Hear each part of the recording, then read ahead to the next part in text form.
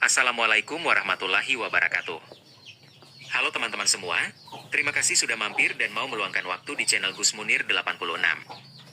Saya nggak tahu kamu lagi nonton sambil apa, tapi hari ini saya cuma mau ngomong pelan-pelan dari tempat yang setiap hari saya datangi, tempat yang mungkin kelihatan sepele, tapi justru disinilah kepala saya sering paling jujur. Saya di kandang. Seperti biasa. Dan seperti biasa juga, saya diam dulu sebelum mulai kerja. Entah kenapa, sebelum tangan ini bergerak, kepala saya selalu keburu ribut. Bukan ribut sama orang lain, tapi ribut sama diri sendiri. Tentang hidup yang rasanya muter di sini-sini aja.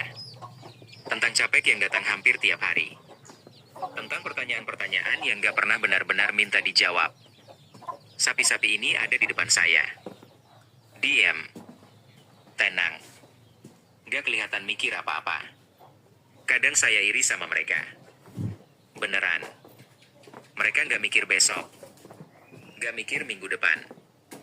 Nggak mikir orang lain lebih sukses atau lebih cepat. Yang mereka lakukan cuma nerima hari ini. Dan anehnya, hidup mereka jalan. Saya sering duduk agak lama sambil megang sapu. Bukan karena malas, tapi karena kepala saya lagi penuh. Penuh sama pikiran yang muter tanpa arah. Tentang cukup atau enggaknya hidup saya. Tentang kenapa orang lain kayaknya lebih cepat sampai. Tentang apa yang salah dari cara saya jalan. Di kandang ini saya nggak perlu jaga image. Nggak perlu kelihatan baik. Nggak perlu kelihatan ngerti segalanya. Kalau hari ini saya capek, ya capek. Kalau hari ini saya kesel, ya kesel. Sapi nggak minta penjelasan. Dan justru itu yang bikin saya betah di sini. Saya sering dengar orang bilang, yang sabar ya. Tapi jujur aja, sabar itu capek. Sabar itu bukan cuma nunggu, tapi tetap kerja meski gak yakin hasilnya kapan. Di kandang ini saya belajar satu hal. Sabar itu bukan diam. Sabar itu tetap gerak meski hati lagi berat. Saya kadang mikir, kalau hidup saya dipercepat, apa saya bakal kuat? Atau justru hancur karena belum siap? Sapi ini tumbuh pelan. Gak pernah maksa badannya. Gak pernah loncat fase. Dan hasilnya kelihatan pelan-pelan. Saya yang sering pengen loncat. Kadang saya nanya ke diri sendiri.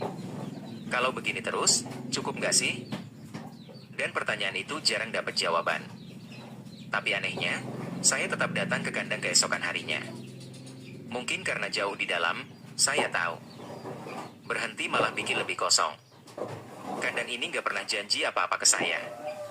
Nggak pernah bilang hidup bakal gampang. Nggak pernah ngasih harapan palsu. Dia cuma nyediain ruang